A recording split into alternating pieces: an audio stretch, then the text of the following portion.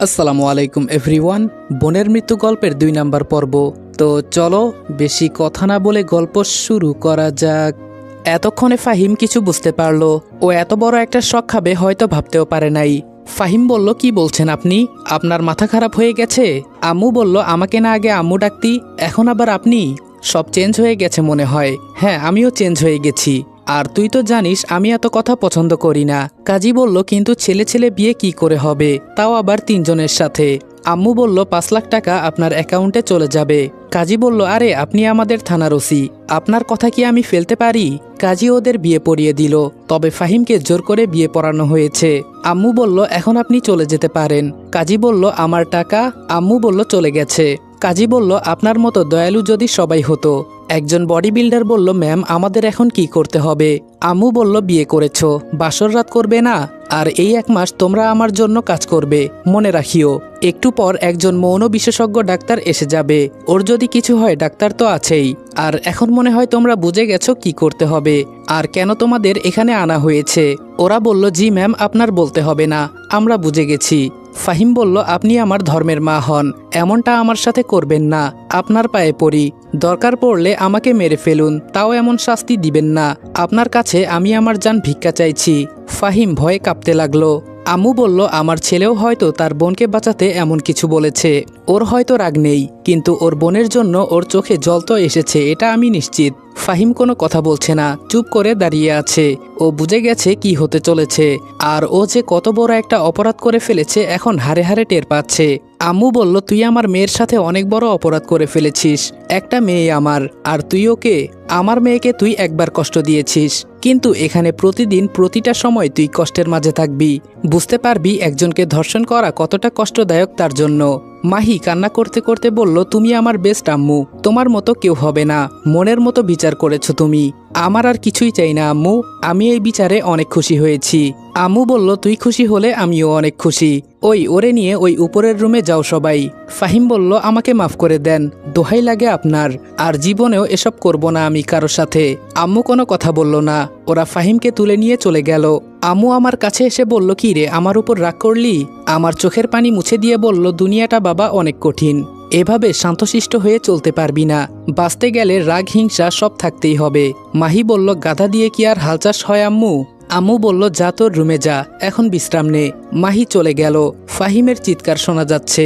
ও যে আজকে শেষ এটা আমি খুব ভালো করেই বুঝতে পারছি, এমনটাই হওয়া উচিত ছিল ওর সাথে। আম্মু ভালো একটা কাজ করেছে, ওর কাছে তো আমিও জান ভিক্ষা চেয়েছি, কিন্তু ও শুনল না। আম্মু বলল, তুই ছাড়া আমার কেউ নাই, একটা বিষয় আজকে তুই নিজেই চিন্তা করে দেখ, তোর সামনে তোর বোনকে ওরা ধর্ষণ করেছে, ও যদি তোর কাছে নিরাপদ না হতে পারে তাহলে এমন ভাই ওর থাকার চেয়ে না থাকাই ভালো। বাবা বলল, ছেলেটাকে এভাবে আর শাস্তি দিও না, শরীর থেকে রক্ত পড়ছে। আম্মু বলল, পড়তে দাও, এটাই ওর প্রাপ্য। কি রে কথা বলিস না কেন? শুধু কান্না করলেই হবে? যা এখন তুই তোর রুমে যা, আর শরীরের প্রতি যত্ন নিস না, যেভাবে রক্ত পড়ছে ওরা পড়তে থাক। বাবা বলল, তুমি কি পাগল হয়ে গেছো? ছেলে আমাদের একটাই, হোক সে অপরাধী, তাই বলে কি ওকে মেরে ফেলবে? আম্মু বলল, মরবে না ও, তুমি চিন্তা করিও না, আর ও এত সহজে মরবেও না। আমি আস্তে আস্তে হেঁটে রুমের দিকে যাচ্ছি, আর রক্তে আমার শরীর লাল হয়ে যাচ্ছে। আমার আম্মু খুব ঠান্ডা মেজাজের গরম মানুষ, মানে তিনি যা কাজ করেন ঠান্ডা মাথায় করেন। আপনি আমার আম্মুকে দেখেও বিশ্বাস করবেন না তার শরীরে এতটা রাগ আছে। ফাহিমের চিৎকারে পুরো রুমটা থরথর করে কাঁপছে। আমার এমনটা দেখে খুব ভালো লাগছে। আমি গিয়ে বিছানায় বসলাম না, বিছানায় শুতে গেলে শরীর চাদরের সাথে লেগে যাবে। নিচে বসে কান্না করছি। হঠাৎ মাহিকে আমার রুমে আসতে দেখে অবাক হয়ে গেলাম। ওর হাতে একটা রাইফেল আছে। মাহি আমার কাছে এসে রাইফেলটা আমার সামনে রাখলো, আমাকে ধরে বিছানায় বসিয়ে ক্ষত স্থানগুলো পরিষ্কার করে দিতে দিতে বলল, আমার একটা মাত্র ভাই, তোকে অনেক ভালোবাসি জানিস। সেদিন যখন তোর সামনে ও আমাকে, আমার খুব খারাপ লেগেছিল সেদিন। একটু জোর করে হলেও যদি তুই আমাকে বাঁচানোর চেষ্টা করতি, তাও আমি বলতে পারতাম আমার ভাই আমাকে বাঁচানোর তো চেষ্টা করেছে। আমি কান্না করতে করতে বললাম, মাফ করে দিস বোন, আমি মানুষের উপর রাগ করতে পারি না, এটা আমার দ্বারা হয় না কেন জানি না। একটা মানুষ হয়ে আরেকটা মানুষের উপর ওরা জুলুম কিভাবে করে। মাহি বলল, আমি জানি তুই কতটা ভালো, তবে একটা কথা মনে রাখবি, আমি যা কিছু হারিয়েছি তোর সাথে যেন এমন না হয়। যদি এভাবে চলতে থাকিস তোর সামনে একদিন ওরা তোর সন্তানদের আমাদের খুন করবে, এমনকি তোর বউকেও আমার মতো অবস্থা করবে, তখন তুই কি করবি? আমি বললাম, খুব বড় অন্যায় করে ফেলেছি আমি, তাই না রে? জানিস অনেক ভালোবাসি আমি তোকে, কিন্তু কি হলো দেখ, তোকেই আমি বাঁচাতে পারলাম না। মাহি বলল, থাক সেসব কথা বাদ দে, আজকে থেকে তোর বোন গ্যাংস্টার হয়ে উঠবে, কাউকে আমি মাফ করব না, আর তুই এভাবে থাক, সমস্যা নাই, দরকার পড়লে আমি তোকে প্রোটেক্ট করব। আমি বললাম, আসলে আমার মতো ছেলের এই পৃথিবীতে বাঁচার কোনো অধিকার নেই। মাহি বলল, এভাবে বলিস না, এত ভালো হয়ে পৃথিবীতে বসবাস করা যাবে না, ভালো মানুষের দাম নেই। আজকে থেকে এই রাইফেল হাতে নিয়ে প্রমিস করছি, যারা আমার পরিবারের সাথে লাগতে আসবে সব কয়টাকে কেটে রেখে দিব। আমি বললাম, এমন পথে যাস না বোন, একজন খারাপ হলে কি তুইও খারাপ হবি? মাহি বলল, তুই সেদিন কি করেছিলি? তুইও তো কারো ক্ষতি করিস নাই, তাহলে সেদিন তোর সামনে ওরা আমাকে ছাড়বো না আমি কাউকে। আচ্ছা তুই এখন ঘুমা কেমন, আমি যাই। আমি বললাম, আচ্ছা যা। মাহি চলে যাওয়ার পর আমি শুয়ে পড়লাম। আমার মাথায় কাজ করছে না, মাহি কি তবে সত্যি সত্যি খারাপ পথে চলে গেল? কত ভালো ছিল বোনটা আমার, আর সব ওই ফাহিমের জন্য হয়েছে। আচ্ছা আমি কারো উপর রাগ করতে পারি না কেন? আমার দ্বারা এটা হয় না কেন? চিন্তা করতে করতে ঘুমিয়ে গেলাম। সকালে ঘুম থেকে উঠে দেখি আম্মু আমাকে জড়িয়ে ধরে পাশে শুয়ে আছে। এটা দেখে চোখ দিয়ে পানি পড়তে লাগলো। সত্যি মায়ের ভালোবাসার তুলনা হয় না, অথচ কালকে উনি আমাকে রাগের মাথায় কত মেরেছে। আম্মু ঘুম থেকে উঠে দেখে আমি জেগে আছি। আম্মু বলল, শরীরের ব্যথা কমেছে? আমি বললাম, জি আম্মু, অনেকটা সেরে গেছে। আম্মু বলল, কালকের জন্য সরি রে বাবা, তোর অনেক কষ্ট হয়েছে তাই না? আমি বললাম, ভালো করেছো, এমনটা না হলে আমার শিক্ষা হতো না। আম্মু একটা চুমু দিয়ে বলল, যা ফ্রেশ হয়ে টেবিলে গিয়ে বস। এভাবে 4-5 দিন চলে গেল। এখন আমি একটু সুস্থ, তবে ফাহিমকে এক রুমে সবসময় পড়ে থাকতে দেখি। অনেক কষ্টে আছে ও, থাকারই কথা। এমন ফালতু কাজ করার পরিণাম এখন হারে হারে টের পাচ্ছে। সকালে খেয়ে দিয়ে রুমে বসে আছি, হঠাৎ দেখি আমার চাচাতো বোন মিথু আমাকে ডাকতে আসছে। ও আমার থেকে 1 বছরের বড়, কিন্তু আমাদের বাসায় খুব কমই আসে। ওদের বাসা থেকে আমাদের বাসা অনেকটা দূরে, এজন্যই হয়তো। আসসালামু আলাইকুম এভরিওয়ান। এরকম সুন্দর সুন্দর গল্প পেতে রেদওয়ান অলওয়েজ অন ফায়ার এবং সাজিদ অলওয়েজ অন ফায়ার চ্যানেলটি সাবস্ক্রাইব করুন। ওদের বাসা অনেকটা দূরে, এজন্যই হয়তো। মিতু বলল, রনি। আমি বললাম, কি হয়েছে আপু, এত চিৎকার করছো কেন? মিতু বলল, এক জায়গায় চল, আজকে তোকে একটা জিনিস দেখাবো। আমি বললাম, কিন্তু আমার যে ভালো লাগছে না। মিতু বলল, আরে চল তো, কিছুই হবে না, তোর মনটা ভালো হয়ে যাবে। আমি বললাম, আচ্ছা চলো তাহলে। আম্মু বলল, মিতু বেস্ট অফ লাক, সুন্দর করে সবকিছু গুছিয়ে করবে। মিতু বলল, জি বড় আম্মু। আমি বললাম, কিসের কথা বললা আম্মু? মাহি বলল, আরে ভাইয়া কিছু না, তুই যা। আমিও মিতুর পেছনে পেছনে যেতে লাগলাম। মিতু আমাকে একটা জঙ্গলের ভেতরে বাংলোতে নিয়ে গেল। আমি বললাম, আপু আমার ভয় করছে, আমাকে এখানে নিয়ে এলি কেন? মিতু বলল, ভেতরে চল, সব জানতে পারবি। ভেতরে গিয়ে দেখি একটা ছেলে চেয়ারে বাঁধা অবস্থায় পড়ে আছে, আর মিতুর বান্ধবীরা দাঁড়িয়ে আছে। মিতু বলল, সব রেডি তো? ওরা বলল, হুম মিতু, তোর অপেক্ষায় ছিলাম। আমি বললাম, কি রে আপু, তুই এসব খারাপ কাজে কবে থেকে যুক্ত হলি? মিতু আমার দিকে তাকিয়ে বলল, এসব খারাপ কাজ তাই না? তাহলে যারা ধর্ষণ করে সেই সব খারাপ কাজ না। এটা শুনে আমার কলিজার ভিতরে একটা মোচড় দিয়ে উঠল। মিতু বলল, ও 10 বছরের একটা শিশুকে ধর্ষণ করে মেরে ফেলেছে। আমি বললাম, কি? মিতু বলল, যা শুনলি সব সত্যি, তোকে এখানে আনার একটাই কারণ। আমি বললাম, কি করতে হবে আমাকে? মিতু বলল, ওকে তুই নিজ হাতে মারবি, এই নে গুলি। আমি বললাম, তোর মাথা খারাপ হয়ে গেছে? তাই বলে কি একটা মানুষকে আমরা মেরে ফেলবো? মিতু বলল, যখন ও একটা মেয়েকে ধর্ষণ করে মেরে ফেলেছিল তখন তুই এই কথা বলতে পারতি। মিতুর কথা শুনে আমার মাহির কথা মনে পড়ে গেল। সত্যি সেদিন আমার চোখের সামনে আমার বন্ধু মাহিকে ধর্ষণ করেছে, আর আমি কিছুই করতে পারলাম না। কিন্তু তাই বলে আমি কি মানুষ খুন করব? না না, এটা হতে পারে না। আমি বললাম, আপু আমার দ্বারা এসব হবে না, আমাকে মাফ করো। আপু রাইফেলটা আমার হাতে ধরে ওর দিকে তাক করলো।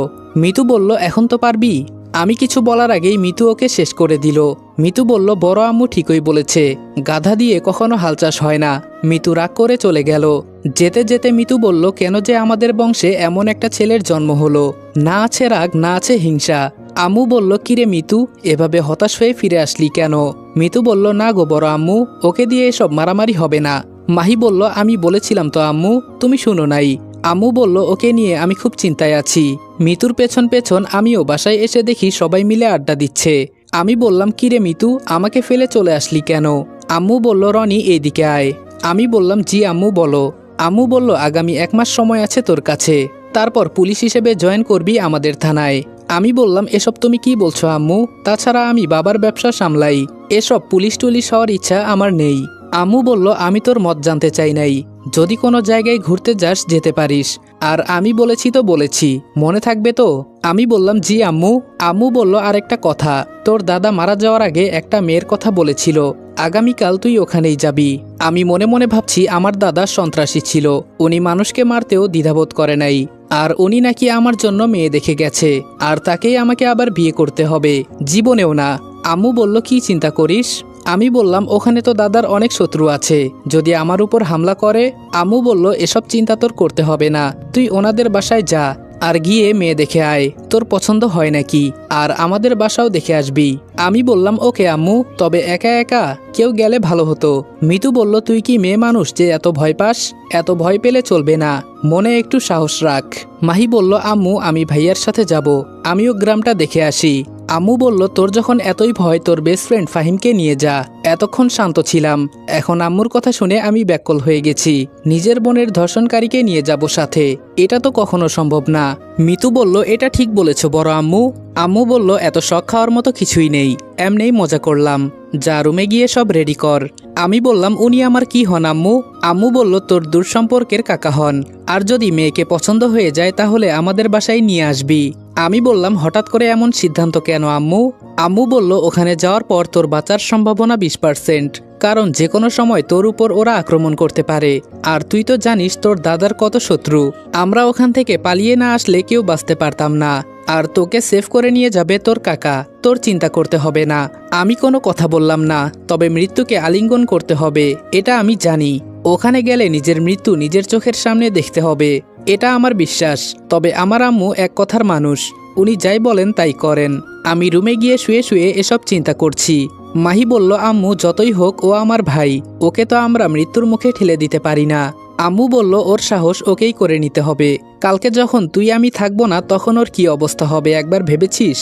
মিতু বলল, কিন্তু আমি শুনেছি ওখানকার মানুষ নাকি মানুষকে খুন করে মাথা কেটে মাথা ঝুলিয়ে রেখে চলে যায়, আর দাদা যাকে মেরেছিল তার ভাই নাকি এখনো আমাদের বংশের কাউকে মারার জন্য পথে পথে ঘুরে বেড়ায়। আম্মু বলল, তুই যা বলেছিস সবই সত্যি, ওরা খুব ভয়ঙ্করভাবে মানুষ খুন করে। আমি নিজেই এগুলো দেখে ভয় পেয়ে গিয়েছিলাম। তখন একটা মানুষ আমার চোখের সামনে 100 জনকে কুপিয়ে হত্যা করেছে, এতটা শক্তিশালী ওরা। পরে তোর চাচা আমাকে খুব কষ্ট করে পালিয়ে নিয়ে আসে। মাহি বলল, এখনো কি এসব চলে আম্মু? আম্মু বলল, বলতে পারবো না। সকালে ঘুম থেকে উঠে ওয়াশরুম থেকে ফ্রেশ হয়ে বাইরে গিয়ে দেখি আম্মু টেবিলে নাস্তা নিয়ে বসে আছে। আম্মু বলল, তো বাবা কি দিয়ে যাবি, বাস নাকি ট্রেন? আমি বললাম, ট্রেন দিয়েই যাওয়া বেটার। মিতু বলল, কি খবর রনি? আমি বললাম, আজকে কি তুই আমাদের বাসায় ছিলি? মিতু বলল, তোর বোনের সাথে কিছু কাজ ছিল, সেগুলো সেরে নিয়েছি।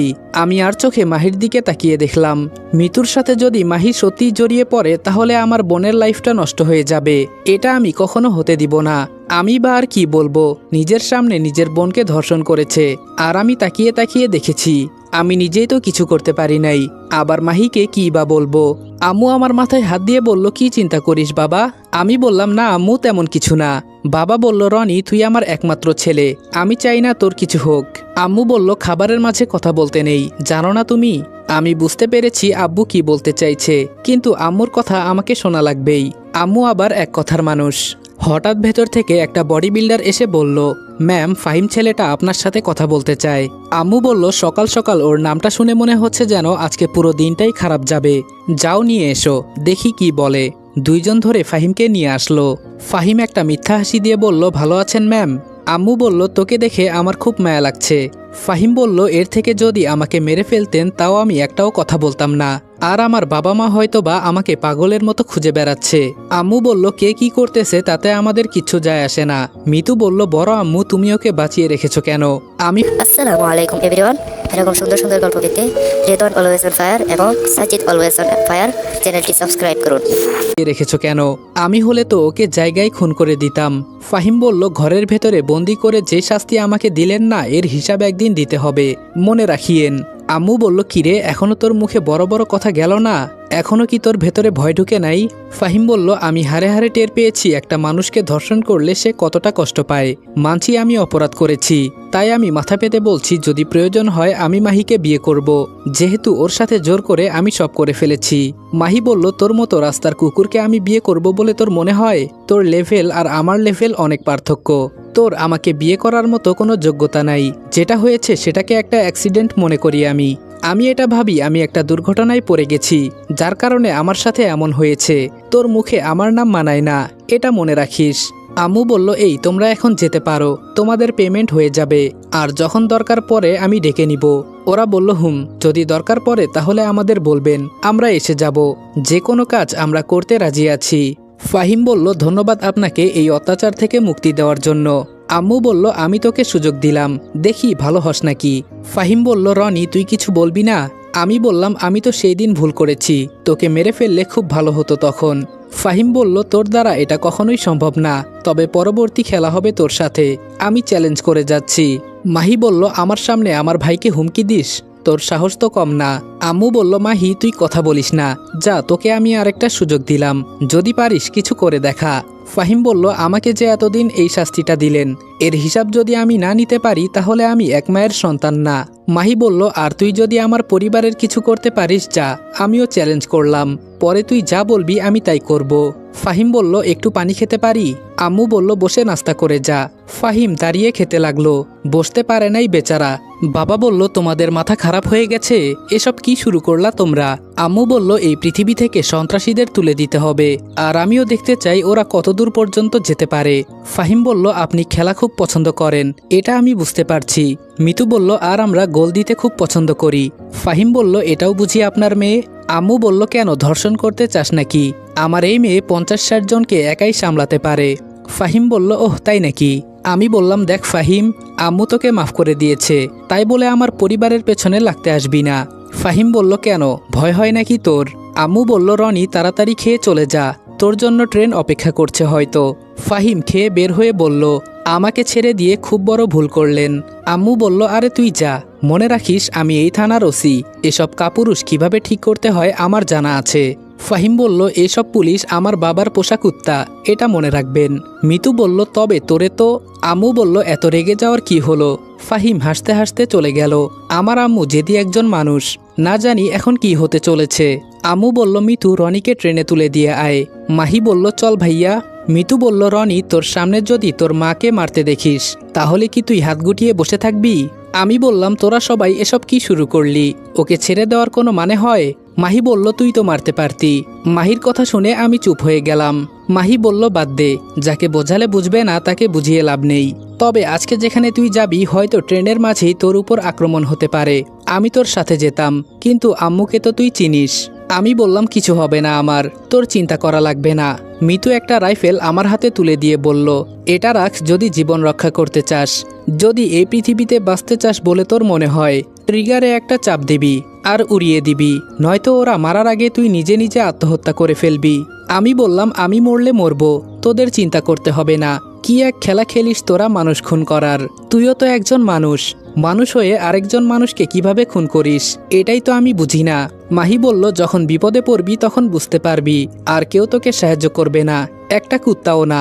এই তো ট্রেন এসে গেছে, বেস্ট অফ লাক। মাহি মাথা নিচু করে বলল, অনেক ভালোবাসি তোকে আমি চাই না এমন কিছু করিস যাতে তোকে হারাতে হয়। যদি দরকার হয় সব কয়টাকে খুন করে দিবি, পরে দরকার পড়লে আমরা সব সামলে নিব। মিতু বলল, ওর দ্বারা এসব হবে না, চল আমরা চলে যাই। ট্রেনে উঠে বসে আছি, একটু পর ছেড়ে দিল। নিজের মতো বসে বসে চিন্তা করছি, না জানি এখন আমার কি হয়। এখন অজানা গন্তব্যে রওনা দিলাম। হে উপরওয়ালা, রক্ষা করিও আমাকে। ময়মনসিংহ পেরিয়ে নেত্রকোনা এসে পড়তেই আমার পাশের সিটে আর সামনে যারা ছিল সব কয়টা উঠে চলে গেল। একটা ছেলে আর 2টা মেয়ে বসে আছে আমার সাথে, আর অন্য পাশে যে সিটগুলো আছে সব কয়টা ইয়াং পোলাপান বসেছে। বুঝলাম না হঠাৎ করে এরা কোথায় থেকে আসলো। আমার তো এখন ভয় হতে শুরু করেছে। যে আমি উঠতে যাব, সামনে বসে থাকা মেয়েটা বলল, আরে ভাই কি করেন? আমি বললাম, কেন আপু কি হয়েছে? মেয়েটা বলল, চলন্ত ট্রেন থেকে উঠে যদি লাফ দেন, এজন্য বললাম। আমি বললাম, আরে আপনি আমাকে ভয় পাইয়ে দিলেন। মেয়েটা বলল, কেন ভয় পেয়েছেন বুঝি? আমি বললাম, অনেক ভয় পেয়েছি। মেয়েটা বলল, আচ্ছা আপনি কোথায় যাবেন? আমি বললাম, এই তো মোহনগঞ্জ যাব, একটু দরকার আছে। মেয়েটা বলল, এই গ্রামে বাহিরের কেউ যেতে পারে না, এটা জানেন? আমি বললাম, তাতে আমার কিছু যায় আসে না, আমি এসব ভয় করি না। নিজের ভেতরে একটু সাহস এনে বললাম, আজকাল ভীতু হলে চলবে না, আর আমি তো এমনিই ভয় পাই, তাই একটু চাপা মারলাম। মেয়েটা বলল, মরার খুব ইচ্ছে আপনার? আচ্ছা আমি যদি ভুল না করি আপনি কামাল সাহেবের ছেলে, তাই না? আমি বললাম, আপনি কিভাবে জানেন এই কথা? মেয়েটা বলল, এই ট্রেনের ভেতরে আজকে আপনাকে মারা হবে, এটা জানেন? এটা বলতেই সব ছেলেগুলো বসা থেকে উঠে আমার কাছে এসে দাঁড়িয়ে গেল। আমি এখন ভয়ে কাঁপতে লাগলাম। ভয়ে ভয়ে বললাম, আপনি কে জানতে পারি? সাথে সাথে মেয়েটা যা বলল তা শুনে আমার কলিজার পানি শুকিয়ে গেছে। আসসালামু আলাইকুম এভরিওয়ান। বোনের মৃত্যু গল্পের দ্বিতীয় পর্ব এখানে শেষ করলাম। যদি ভিডিওটা ভালো লাগে তাহলে উড়াধুরা লাইক, কমেন্ট এবং শেয়ার করে দিও। আর ভিডিওটা ইউটিউব থেকে দেখলে অবশ্যই চ্যানেলটা সাবস্ক্রাইব করে দিবা। আর যদি ফেসবুক পেজ থেকে দেখো তাহলে অবশ্যই পেজটা ফলো করে দিও। তো দেখা হচ্ছে নেক্সট ভিডিওতে। ততক্ষণ ভালো থাকবা, সুস্থ থাকবা। আল্লাহ হাফেজ।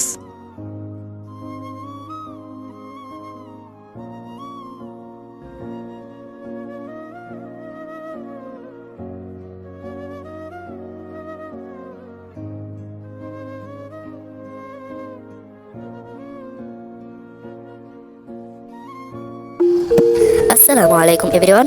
এরকম সুন্দর সুন্দর গল্প পেতে রেদওয়ান অলওয়েজ অন ফায়ার এবং সাজিদ অলওয়েজ অন ফায়ার চ্যানেলটি সাবস্ক্রাইব করুন।